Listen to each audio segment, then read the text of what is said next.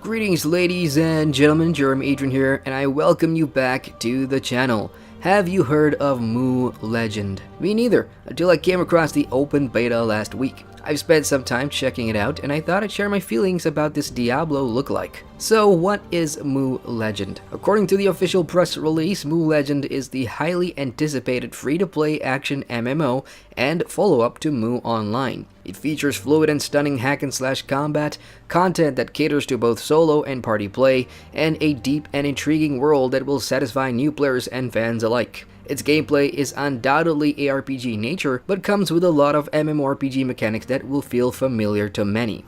I jumped in having no prior experience with any of the other MMO games in the franchise, and I have to say, I was pleasantly surprised with what I found. The first real thing that jumped out at me was the game's presentation and production values. It's pretty good. It shows a lot of aesthetic similarities with Diablo 3, and I'm not kidding, if you've been playing D3 a lot, you'll instantly recognize a lot of the UI design. Elsewhere, it stands its own ground with excellent narrative cinematics in addition to voice acting and highly stylized dialogue art. The combination of the three just feels right.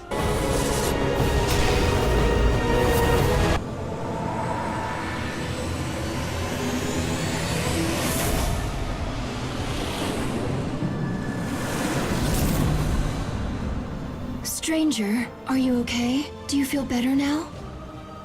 Where am I? I can't remember anything.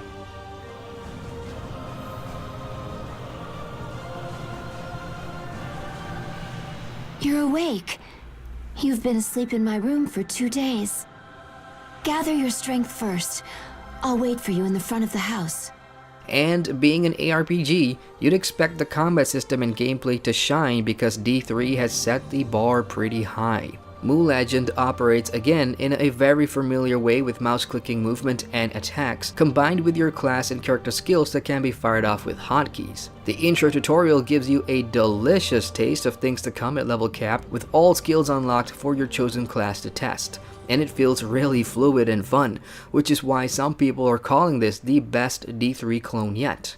In the early levels though, each class has its own peaking curves, where some classes feels more fun and faster than others to play while leveling up. This is especially true if you pick the more ranged DPS archetype classes, like the Ranged Whisperer and the War Mage, which isn't ideal, but hey. And yes, there are archetypes like tanks and healers too, because you will come across content that will require grouping, like party dungeons at later levels, and 10 or 12 man raids, which sounds fun. You will be able to tailor your class for most combat situations, as each class will have 2 talent trees to switch into by swapping designated class weapons, which I like for customization. And speaking of class progression, expect to see a hybrid system which incorporates both MMORPG and Diablo style leveling for your character. You gain XP for quest completion, in addition to Soul XP, which lets you spend soul points into passive stats like increasing DPS, gold gain, and even movement speed. Outside of your character, there's even pets to go and acquire, and they do play a role in your progression. Pets can be obtained through questing or through the cash shop, and can earn XP as well. Much later on, you can evolve them into better versions, which does offer passive combat bonuses. As far as content goes, it's a mixed bag.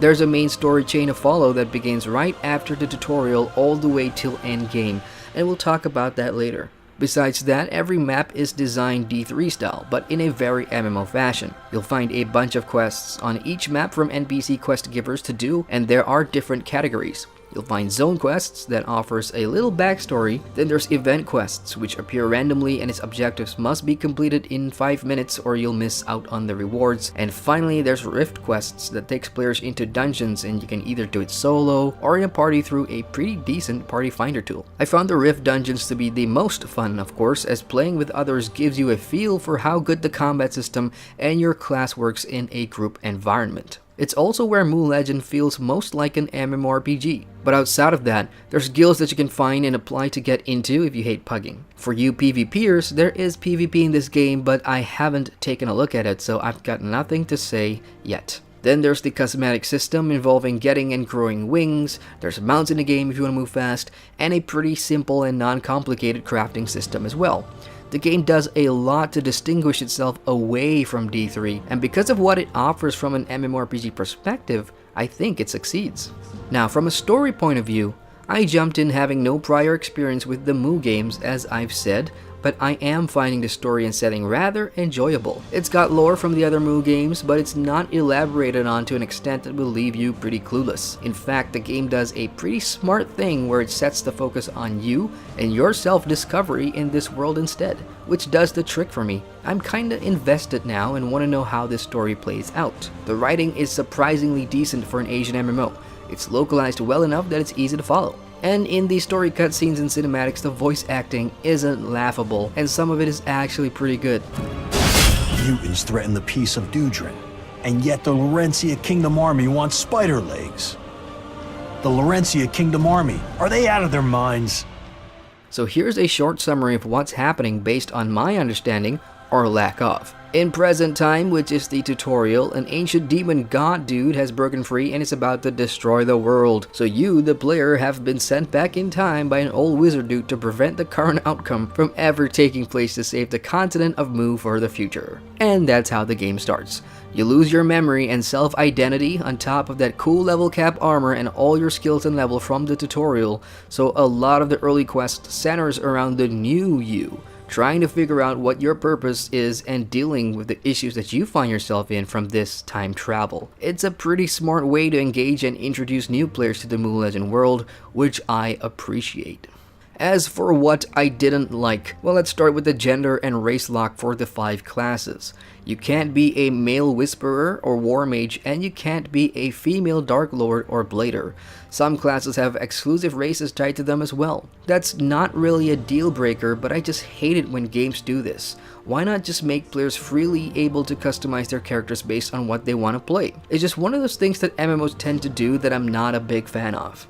Second thing I'm not really impressed by is the loot system. Mu Legend really fancies itself an ARPG, going pretty far in terms of adapting a lot of what made Diablo 3 fun. Unfortunately, the same cannot be said about the loot system. In Mu Legend, yes, loot drops the same way as most ARPGs do, fancily flying around all over the place, but it just doesn't feel as satisfying both visually and practically. In the early levels especially, you hardly ever get loot drops because remember, the progression system works like an MMORPG, so showering newbies with loot early on could make players earn gold faster or stock up on crafting mats super early on, which makes the game somewhat easy. But in not doing so, the lack of loot drops just makes the early parts feel like a typical Asian MMO grind.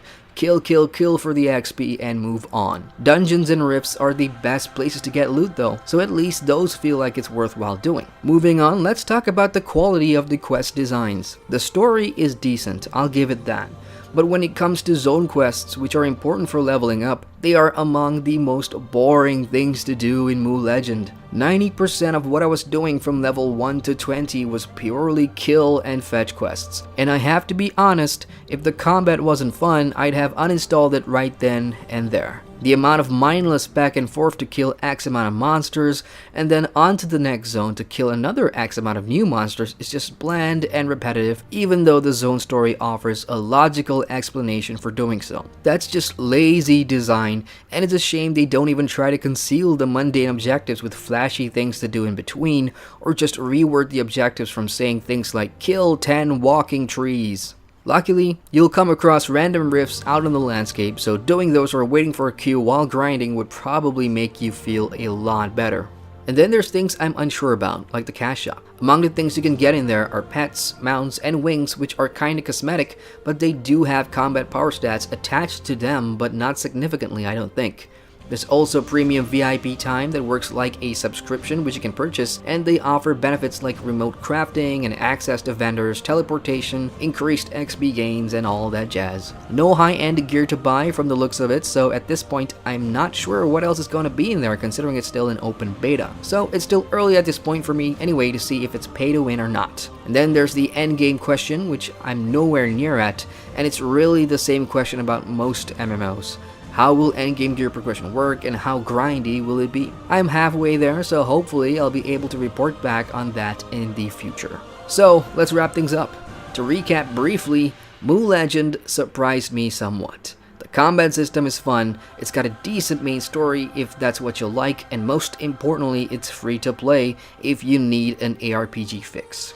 There's negative things as well, but that comes down to preference and opinion, so check it out if you wanna, and that's all I've got to say. If you enjoyed the content, hit that like button and feel free to subscribe to the channel for more on MMOs. Once again, I'm Adrian, and I thank you for watching.